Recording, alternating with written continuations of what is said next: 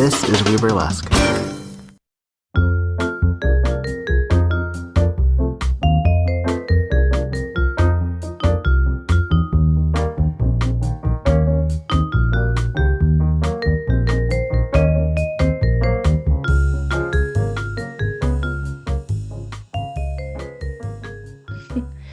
All right, this is the WEView, a production of the WEBurlesque podcast network. Today we're talking about sobriety in burlesque. I'm Lou Velvet. I'm a performer out of Portland, Oregon. Okay, I am Blanche Bourgeois. I am a burlesque performer and producer out of Los Angeles. I produce a show called The Hollywood Review. Primarily does nerdlesque, and we'll be celebrating our 13th year anniversary in May. My name is Mickey May, and I performed heavily in the 70s, 80s, and 90s, and I returned in 2024 at the Behalf Weekender. So I've been spicing up my act recently. We love it. Yeah.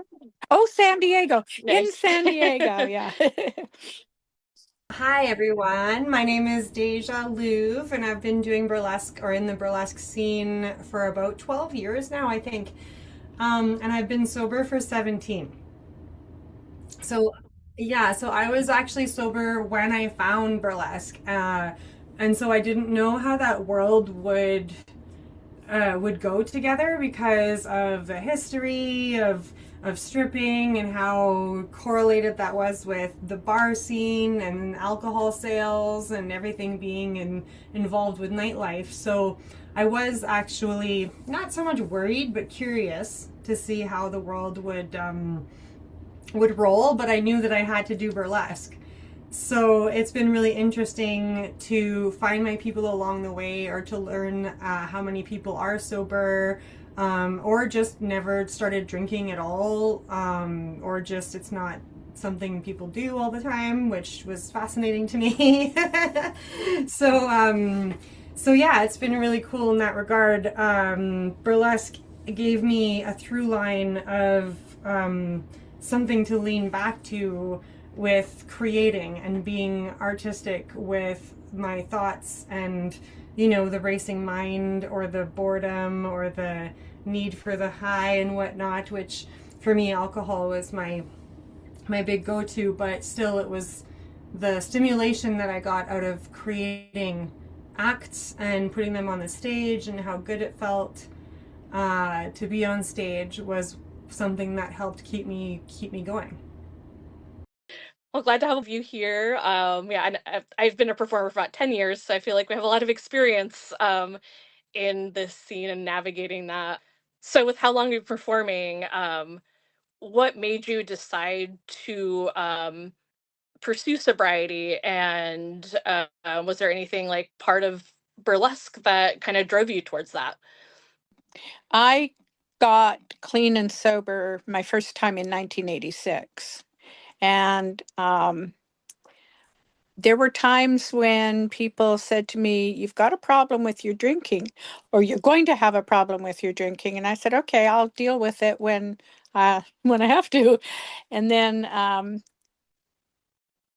then I started losing some jobs, and they said, "You know, you're not going to be headlining anymore because of your drinking." And I says, I said, like a typical alcoholic, "Well, I better stop dancing instead of stop drinking." So that was my first lead into, like, there's something wrong with this thinking. Oh no. Yeah. So my sobriety date is December 12th, 2017. So, and that I'd been performing for a few years at that point. And I also had a drinking problem. I consider myself to be an alcoholic. I was just, causing myself to have a lot of issues with my drinking, damaging relationships, causing problems at work, even at my day job, not just performing. I just got to a point where I had to make a change, or I realized I was going to be really losing a lot of the things I'd worked for in my life. And just, I'd had some uncomfortable conversations with some important people in my life. And finally, I realized that I just couldn't keep doing what I was doing. It was time to like seek some help, seek some outside help. I would say for me, like, I definitely was the party girl. Never really questioned like I had a problem, but like I definitely saw that in myself and just being like, you know what, this isn't fun anymore for me. I'm losing money. Spending money at the bar if I like did a gig and I like go spend it on alcohol. Like, alcohol is a big thing for me too.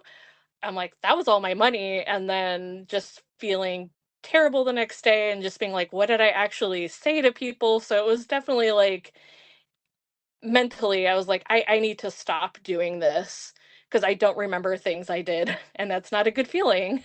But even as a drinker, I realized when I think back, I actually preferred to be working. So I was a bartender a lot of the times or worked in restaurants. So as a busybody, I always wanted to be doing something. And while I have had plenty of nights out of not working, I still was more comfortable working or having a task. So with burlesque, especially once I left Vancouver and moved into the Kootenays, I've been producing primarily, so I always was busy, right? The alcohol never really it didn't play a part for me anymore other than from a business perspective and wanting to make sure that the venues I was working with were happy with bar sales. And that's how I looked at alcohol. Suddenly it was just another part of the big tool of what we do and ensuring that my venues were happy.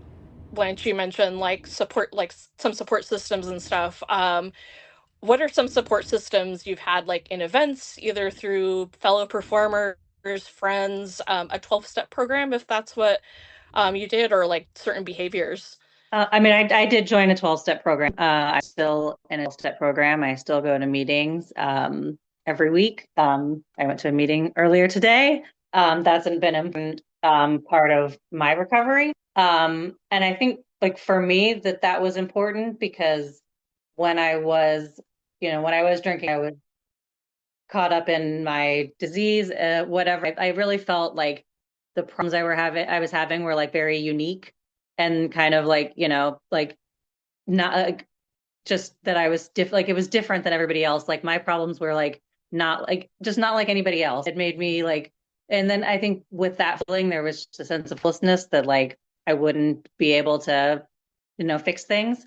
And kind of joining a program where I talk to a lot of other people that have the same issues, kind of, like one feeling like my problems were very, average. Was like a big weight off, like hearing people share their stories that and resonating with them, like really like just felt like weight off my shoulders, and then kind of seeing how they were doing their recovery, just made it seem possible to do. And then, that I still go because I think it's an ongoing journey, it's like that you never finish. Totally. Yeah. So, yeah. I went into a program in Guam in 1986, and I relapsed after 5 years for a year, but I had some other addictions all working at the same time. I was a smoker, I was bulimic. Some would say I had a sex addiction. I was alcohol and drugs.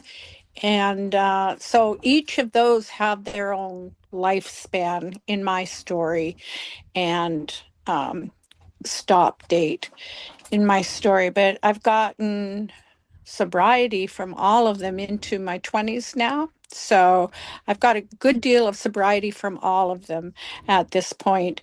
And I've used other programs. I've used, like, at one point, I stopped going to the 12-step program because I had a young child.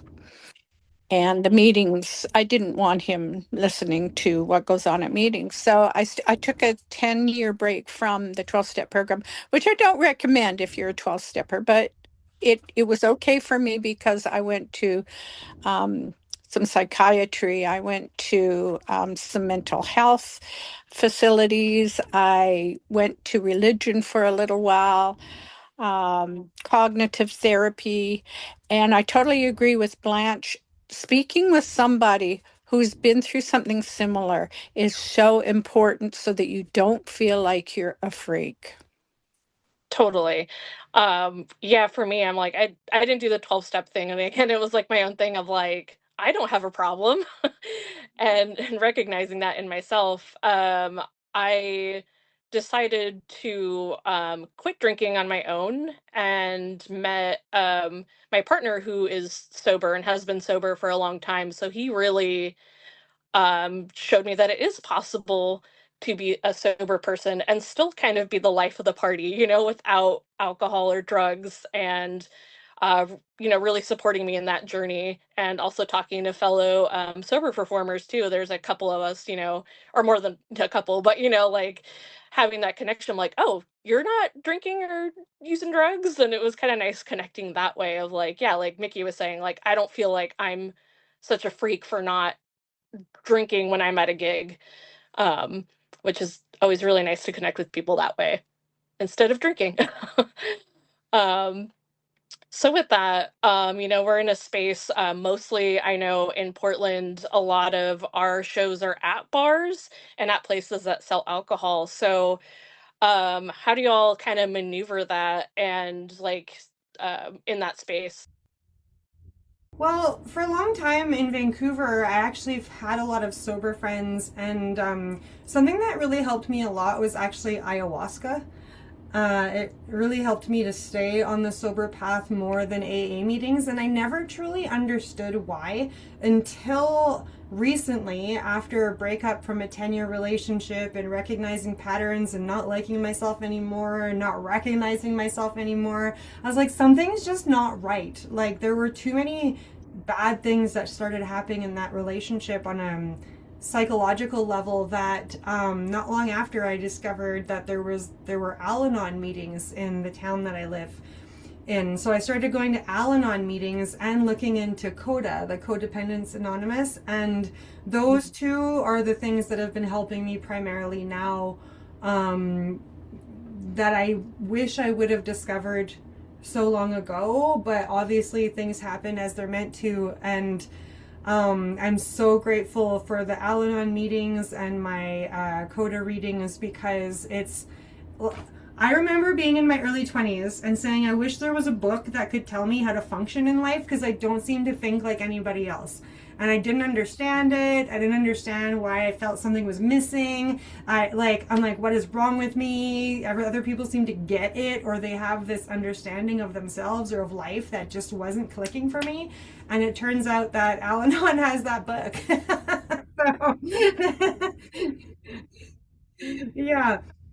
So my journey, I still struggle with the deep dark thoughts and some irregular coping mechanisms to like balancing my own emotional roller coaster. But I'm definitely finding more and more tools that are helping, and I'm grateful for that. So yeah. Yeah. So when I first, got sober and I first joined the 12-step program, and I spoke to a lot of people, a lot of new people, a lot of people that have been in the program a long time, and many of them just avoid bars, like especially early on, like would just avoid bars. And I kind of had to quickly like make a decision about that, because most of our, like you said, most of our shows are in bars, and for me it's kind of like thought like that's not an option for me. Like if I have to quit performing to like get sober, then like honestly, like I would have just rather like died, you know what I mean? Like it was just like performing was Yeah. like, it was such a joy in my life, it was like the most important thing to me, and like giving it up for me was not an option. So I just made the choice to like be cool with being in bars and make that work for me, because I felt like it was just a necessity. And it took some getting used to, like on it, like I felt like I had to relearn how to do everything. Like it was even like, what do I do with my hands while I'm standing around at this bar? Because I was so used to like having drinks in my hands. Like it just felt like so foreign to even be standing there without a glass in my hand. Like so now I just like Like for a while, I would just always have a Diet Coke all the time. And finally, I just kind of like now it doesn't bother me like it used to because I've been doing it for a long time. But yeah, it was kind of this weird adjustment where like I felt like I was like a child learning how to relearn how to do things because I felt so different trying to do it sober. Yeah, yeah. I definitely get that. Like one of our venues has a pizza parlor attached to it, so it's like a little bar area, and it is kind of nice with drink tickets. They offer you can get a slice of pizza or a small salad, so you don't have that choice of like alcohol necessarily. Like you can get some food, so that was really nice to have that option. How about you, Mickey? How you feel about? Well, that would be crazy for me. I wouldn't be able to do either. um, Let me see. Working in bars, I guess at the beginning of my sobriety, it was a bit of a challenge, and I don't recommend it to newcomers, new sobriety, because everything is so new. Like Blanche was saying, to do with your hands. I drank all the time, and it's like I didn't know how to do anything without a drink. So being around other people that are always drinking was not good. It wasn't showing me a good way to live in a different way. So I imagine it's not impossible. It's just a hell of a lot easier at the beginning anyway.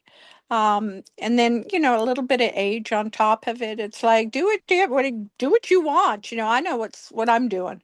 So it doesn't bother me now, and I don't think it bothered me then, but it probably wasn't safe. I get that. Like Blanche too. I usually get like seltzer water or something too if like that food option isn't there, or just give my drink a ticket to somebody. So I'm like, if you want to drink like that, that's fine with me, but I just choose not to just because of my own sobriety. I used to smoke pretty weed regularly, but I kind of cut that out just because again, expensive, especially now that it's legal. Prices have gone up. And then just maintaining a clear head for me was more important. And occasionally, like, to help me sleep, I'll do an edible or something like that. But yeah, I don't abstain fully from anything. But, like, yeah, the only thing I use is weed pretty much to help me navigate kind of like sleep and or relaxation sometimes when I'm feeling a little stressed. So yes, California sober, is what they call it. So Do you want me to talk about ayahuasca? yeah, if you want to touch on that, unless anyone else wants to jump So, about it. Yeah. well, when I was living in Vancouver, I've been in the Kootenays now for 10 years or 11, and prior to that, I was in Vancouver for 10 as well. And Gabor Mate was all the rage. I don't know if y'all have heard of Gabor Mate. He's a really famous author, and he talks about the myth of normal, or there's a big one about a drug addiction, and he worked on the Lower East Side in Vancouver, and he's not the reason I did ayahuasca, but he has written a lot about ayahuasca and its healing practices. Now, next to my sobriety is also my physical health, because I've had an undiagnosed rare condition for a really long time. I just got a diagnosis, but the two really went hand in hand. And I initially, even though I'm from a long line of alcoholism and all this stuff, my initial motivating factor was recognizing patterns I didn't like, but also my health. And I'm glad in a sense because it encouraged the change. But anyway, ayahuasca is also part of why I felt somewhat rejected from the AA groups that I was going to at the time. But I really got a lot out of my many sessions in ayahuasca, because it like took away, it didn't take away, but it took me down a journey of, well, it showed me pictures in my head, and as a very visual person, that really helped look at healing and life in a different perspective and remove myself from the picture. Because with I'm learning more now about sobriety and alcoholism and addiction, there's a lot of ego-based thinking and me and stuff, and with ayahuasca it was really removed from that, and it was lovely. to be reminded that it's more about the impact of, or the message that I received was about what's the impact that you can have on this world? What is your journey, and what is it that, yes, you as an individual making decisions for yourself, how can you then impact the world around you in a positive way? And it gave me more meaning to my life rather than I'm in pain and this sucks and I'm a victim. So ayahuasca really helped step me out of that. But Gabor Mate was talking a lot about how in Europe ayahuasca is used in addiction centers to help people heal from addictions. Yeah, I didn't know that. I mean, I've heard of ayahuasca and its use in helping with that. So that's an amazing perspective to hear of like using that to look inward and how you're navigating the world being sober. Yeah, and it's strange because I then worked for a decade in the music festival industry, and I saw people really the journey that some people take. What is it? What is it that ayahuasca is made of again? DMT. It's a few different elements, but the one thing, people take it and you get really high for like 10 minutes and then it goes away, and it to me took away from the special practice of ayahuasca and the medicinal history of it. So I was sad to see that becoming such a common thing, because then when you talk about ayahuasca and its healing purposes, people will be like, oh yeah, I did whatever the drug is and it helped me see the light. And I'm like, good for you. Yeah, anyway, so, some people think they're doing ayahuasca when they do DMT, but I was a part of some groups, and there was, it was sleepovers and like deep with coaching, and there was a big ceremonial practice to it that felt more magical to me. Kind of jumping off of that, what are kind of some, if Mickey or Blanche wants to touch on it, any other kind of like things you use to cope with healthier habits and replacements that you found that can help you navigate this wild world that we're living in that seems really hard to navigate sober? Um, there's a variety of things. I've had a long time to discover a bunch of things. Performing is helpful. I'm a rapper and I'm an actor, and I exercise and I ground and I get in touch with animals. I'm a veterinary nurse, and I do the breathing. I do so many things. And there's so many things that you can find and try and see what it works for you and what doesn't work for you. I did want to mention though, I don't think it's active right now, but there is a burlesque 12-step group called Serenities, in case any of you are interested in that. I think it's down right now because the secretary got overwhelmed or something, but it's been around, and it's still a thing. So that's kind of nice, especially if like you're an alcoholic and you feel like, oh my God, people who are sober are so my tribe. It's like you got a double whammy if you find burlesquers who are. It's like, oh my God, we both. There's a double connect there that just tickled me to death. I'm Canadian too, by the way, so From where? go Canucks. I'm a Calgarian, but I'm familiar with BC. Ah, lovely, lovely to meet you. Yeah, likewise. Aha.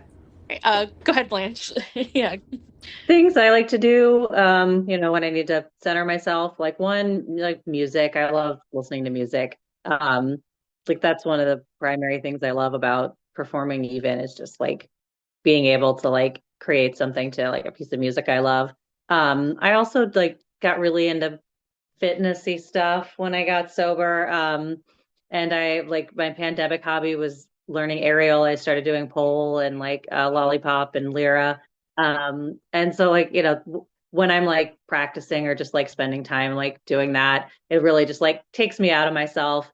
But really just like doing anything to keep myself busy and just kind of interrupt, the thinking that I'm having. If it's like not going a good way, like just changing scenes, picking up an activity, just doing something else to direct my focus until kind of it, and then eventually like those things will pass, because mostly, it's not anything important. It's just stupid stuff in my head that's getting me down, and I just have to like let it go, and then eventually it'll work itself out. Yeah, fitness has become a big thing for me too, of just like, yeah, it's been really rough. So, my family's from Mexico, and seeing a lot of the ice stuff is very difficult. And trying to take my mind off of that, and putting that towards, yeah, like I've been doing home exercises, which is really fun. Right now it's kind of rainy in Portland, so having a living room that I can move my body in is really awesome, and so that's been kind of helping me. Or taking my dogs for a walk is really great, and kind of looking around the neighborhood. Things are in bloom, so I get to look at flowers. But also for me, I'm a big reader, so trying to take myself out of that world for a little bit and diving into sci-fi or a fantasy, maybe not so much dystopian fiction, but because it mirrors our world, more like the fun stuff, is great for my brain and getting me back. And I've been getting back into writing as well, so kind of doing that and keeping my hands busy, of like, I'm going to write instead of picking something up that is not healthy for me, and a healthier coping mechanism. We're going to take a quick break and we'll be right back.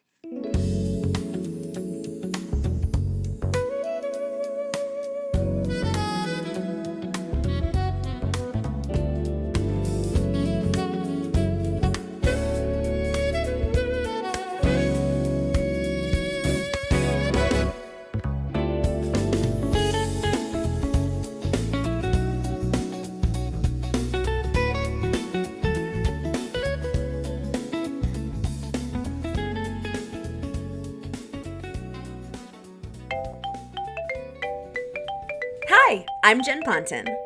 And I'm Lillian Bustle. And we're the hosts of All the Fucks, a podcast about vulnerability. But it's more than just that. It's nostalgia. It's unrequited crushes. It's the mortifying moments that make you want to crawl back inside your own belly button.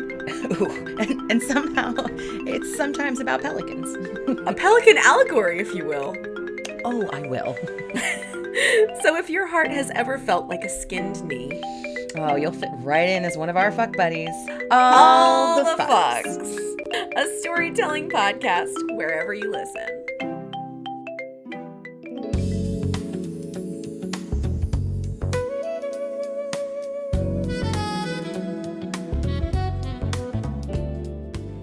So as producers, we have folks that submit acts to us. How do you feel about performers that do submit acts around drug and alcohol use, and how do you like navigate talking to them if you're like not comfortable booking that act? That's a good question, and I think that because I've been vocally sober for so long, I do not have memory of anyone submitting an act with alcohol or drug use to me in my over 8 years of producing many, many shows. Oh, wait a minute. Yeah, there was one. It just came back and I didn't properly vet it. And I didn't mind it, but then later found out that it actually was tapping into some cultural elements that shouldn't have been. So it was a good learning like in multiple things. It was like, yay, I'm doing this shot and I'm having fun at a bar, but it was, this thing. And again, with shows being in bars, I don't think it fazed me at the time. And then I went on to learn more about it in that way. But I have experienced as a producer with sometimes working with newer performers. In my initial contracts or communications about my shows, I would talk about not getting drunk backstage or having alcohol. And I have had people pull out when I made it clear that I didn't want that. And no one ever particularly said that was about it, but I think there were just different ways that people were producing. And with myself working mostly with theaters more than bars, it's a bigger deal of Not only not having alcohol backstage, sometimes it's part of the regulations of the theater, but also I don't want my performers drunk when they get on stage. It's just not the kind of show that I want to produce. Yeah, I'm trying to think too of like back. I've been producing a show called New Teas in Town, which is new performers as well. So kind of navigating that. I think like the only act I've had is somebody like pretending to smoke weed on stage because it is Portland, and have that around, but nothing alcohol wise. But yeah, same thing as Deja. I do put in our contract like if you do decide to drink, please do it after your act. And if you're acting unruly or anything like that, then you'll probably be asked to leave. And I mean, I can't control if somebody goes have a shot, before their act and they seem normal, but I don't. Yeah, it's not safe. It's really not safe for somebody to be really intoxicated and falling all over the stage. It's not cool. Like I said, again, if they have like a drink and are okay and I don't notice it and they're fine, great. But it is that safety aspect because you could fall off the stage if you are too intoxicated. Yeah.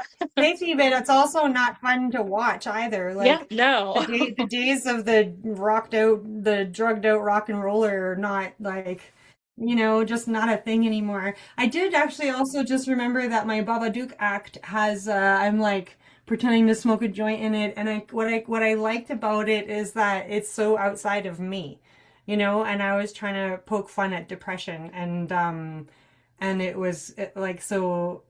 Yeah, I just realized I used a drug, so to speak, in an act, and that was the one, Babadook. But I was a character, so but Deja wouldn't do that.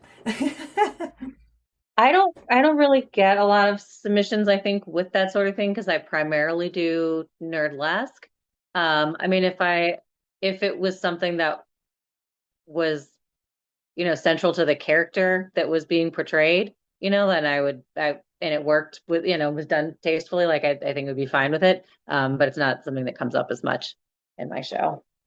Yeah, that's why I feel like I said like the submissions I've had, I'm like, I don't remember anybody really tapping into that. I've seen some acts where somebody either like, yeah, like so like does a shot and is more confident or um that journey of sobriety. I think there's a performer, I think Daphne Moon, who does an act about that. And it doesn't bother me as much, but it is the actual drinking part that if somebody were to go up and just start doing shots on stage, like real shots on stage and be intoxicated, it'd be very uncomfortable for me. Oh, and actually, I thought it reminded me, I did have one act where we did have like drugs in it, but because it was a nerdlesque act, we were, it was from Ferris Bueller's Day Off, and I was Jeannie Bueller in the jail, and then I had a scene partner that was Charlie Sheen's character, and he says why he's in jail, and it's for drugs. So I like when we stripped, like every time he took an article of clothing off, we'd have like drugs fall out of his pocket and stuff. But it's kind of a gag because that was something that actually related to the characters in the film. I have I'm an actress as well, and I've been in like some scenes where there is drug abuse or, uh, inebriation. And I think any enlightenment is good. Um, I know when I was drinking, I bought into the glamorization of it, like Oscar Wilde, I'm just going to be wild and crazy and everything. And it's still glamorized to a certain extent. It goes in and out, just like the women smoking, that used to be a big, big glamorization thing. So getting sober lets you see more clearly when you're being sold something that you really don't Yeah, want. that's how I feel. It's just like, yeah, you see like the giant martini glass and the champagne pours and like it's not difficult for me, but I'm sure like other folks might have issue with that of seeing that of like, yeah, like you said, Mickey, like glamorizing that and putting like, look how cool this is, or look how glamorous I am, and like drinking and party, like it can be tough to see.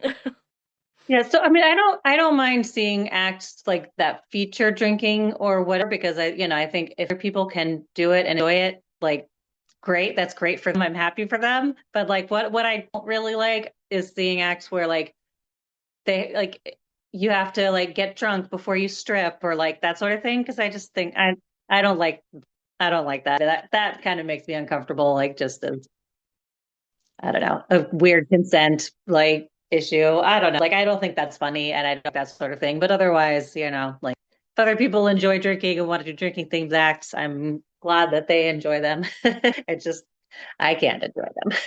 And I've definitely heard that from people like, oh, I got to take a shot before I go and do my act. And I was like, yeah, it does make me uncomfortable as well. Cause I mean, I definitely felt that way before too. Cause like my self-esteem is better, but for me, like alcohol was a crutch of like, well, I can get drunk and lose my inhibitions and feel loose. And then realizing later that like, maybe it wasn't my best performance and or like just interacting. I go to a lot of like punk and metal shows and then realizing like maybe I wasn't being as cool as I thought I was and I was like just drunk and so like not in a good way and sloppy and realizing that was just a way for me to change and not have that and like feel embarrassed about what I did the night before kind of thing.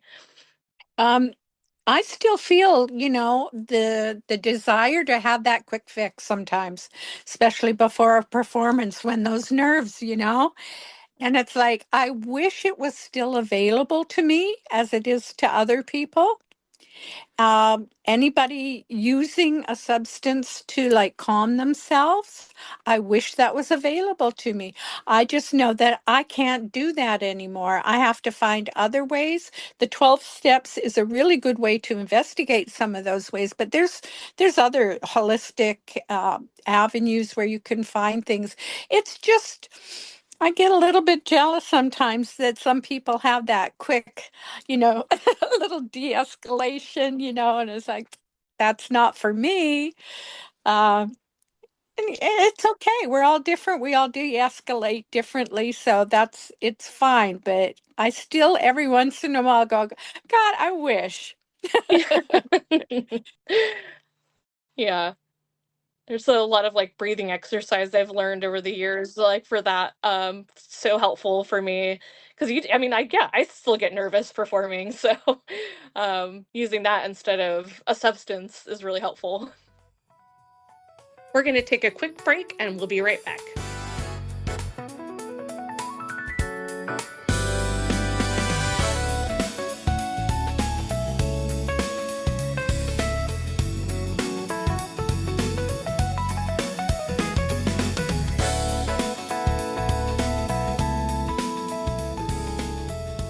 Hello, kitty cats. I'm Gemma from Tales and Tassels podcast. This is the show where you learn about the lives of burlesque and nightlife performers, their craft, their cats, and the way the two worlds collide. It's a space for cat-loving creatives with thoughtful reflections, backstage stories, and the occasional feline expert in the mix. 2 full seasons are streaming right meow. Listen wherever you get your podcasts. Tonight on Murder, She Wrote. Hooray! Hey. Yeah. It's kind of Piper Laurie and Brenda Vaccaro at A Love Child. Thank goodness. I want to know His her. nails. Yeah, where's her series? That's what He's I want. fabulous. The son is Joaquin Phoenix. I know, isn't that nuts? And he is an ugly little kid. I'm sorry. We're just like, hey, remember when this guy was in this obscure Broadway show in 1976? Right? Look at him in those tight pants. Yum. Well, because there's not But a we lot do really get- going on. It's Yeah. unless you're listening to the dialogue, which frankly, audience at home, you can do without us. We're just Yeah, do learning your own about work, some of these damn it. backstory. But Right. Boswell put her up to it. Yeah. And then Trish had to be killed because she realized that Boswell didn't have her interests at heart because Teddy was the inheritor. Yeah. Playing her like a fiddle. Oswell knew it, and Trish just gulped it down like one of those martinis. And then tossed it onto the lawn. And then lost her head. Poor Trish. Trish loses her head. This is Viktor Devonne. And this is Petra Fried And this is Tonight. on Murder, She Wrote.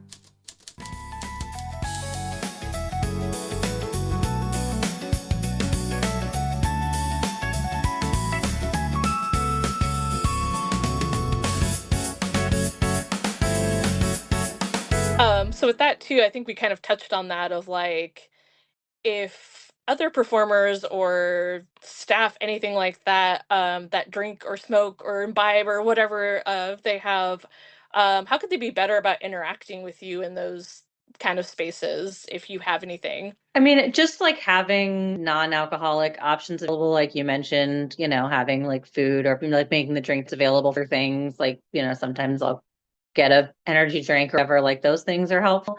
And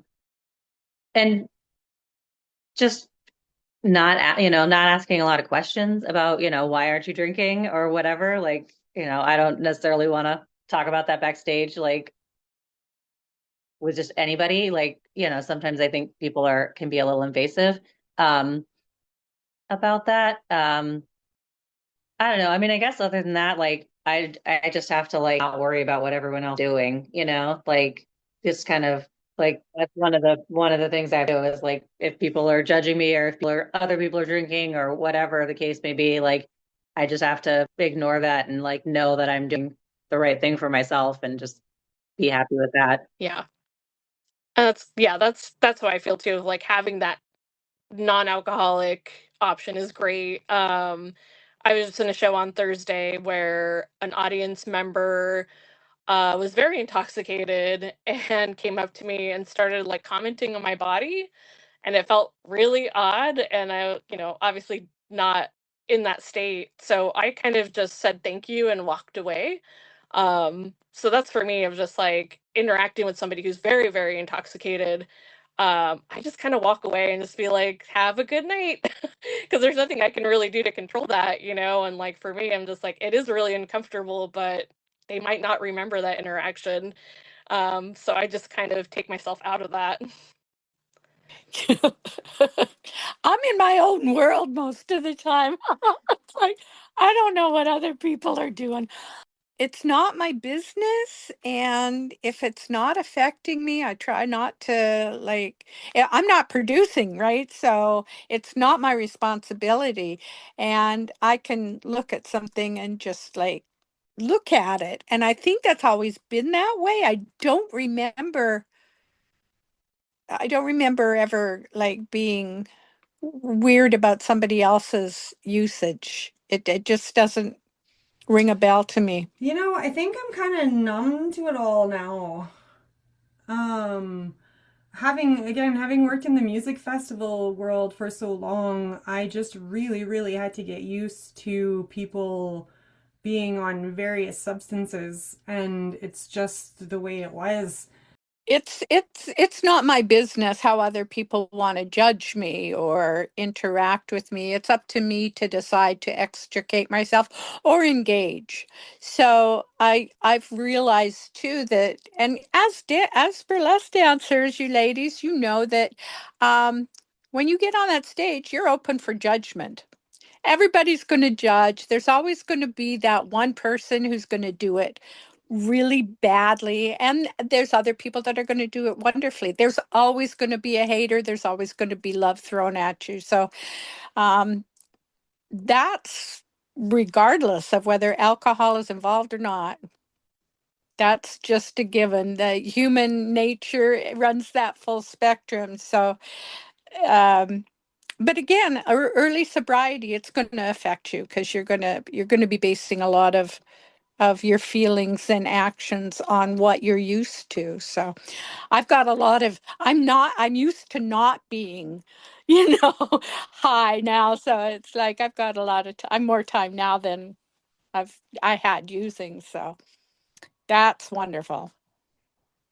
Well, thanks everyone for joining us and listening, and hopefully this topic resonated with some folks and helping navigate sobriety if you're in it or you're thinking about it. Hopefully this conversation was very helpful for y'all. I'm going to go around again and kind of do a little where to find you, and then your Instagram handle, Facebook, all that stuff, and then also what you're kind of excited about and one good thing that's happening. So I'm gonna start, I guess, because I see myself. I'm Lou Velvet. You can find me on Facebook. Just Lou Velvet is the name that I'm under. My Instagram is Lou Velvet Burlesque, and you can follow New Teas in Town, which is just New Teas in Town, one word. One good thing I'm excited about is actually planning the 2026 New Teas in Town schedule. So that's coming up. I'm very excited about it. I'm Blanche Bourgeois. You can find me on social media, most places, at Blanche Burlesque is my handle. Funny story on Instagram, Blanche Bourgeois, at Blanche Bourgeois was already taken by a girl in France who that is her real name. And I followed her just for novelty. And we have the same birthday, which is so crazy. Um, let's see. If anybody wants to reach out and talk about sobriety or ask me about 12-step programs or anything like that, I'm happy to talk to anybody about that. And a thing that I'm excited about, my show, which is called the Hollywood Jane Review, our next show is in April, and it's a Star Trek themed burlesque show. And Star Trek is my favorite nerd theme, and I'm working on a new act for this round. So I'm really excited about that. I'm Deja Louv. You can find me on Facebook and on Instagram as Deja Louv. I'm very excited about my Queen City Burlesque Expo Weekender coming up in exactly 1 month. I can't believe it's already here. And some other news I can't announce yet. I'm going to leave it at that. And I'm so happy that y'all did this episode because it's a subject dear to my heart. Thank you. So I'm Mickey May, the Little Mermaid, and I finally, after so many decades, have a mermaid show. I debuted this weekend, and it's so fun. And I just love being back. I've been back nearly 2 years.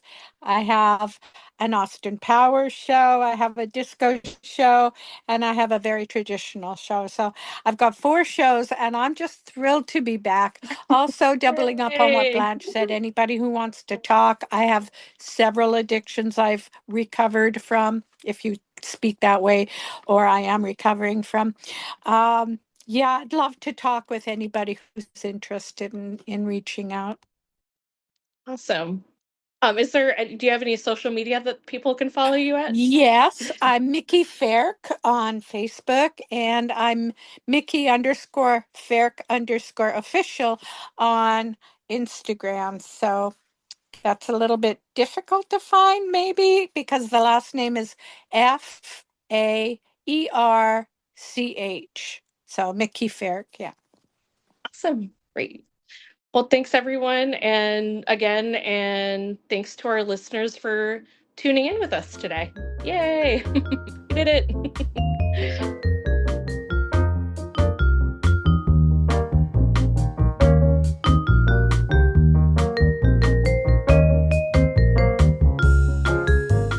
The WEView is a product of the WEBurlesque podcast network, White Elephant Burlesque, and Viktor Devonne. All commentary is that of the creators of said speaking. So if I agree with them, that's great. If you agree with them, that's great too, but that's what they wanted to say. I love them for it. Please support the pod by going to patreon.com/WeBurlesque or finding some other way via the footnotes, and follow these fabulous entertainers who dared speak up at a time when so many people feel silenced. Love ya.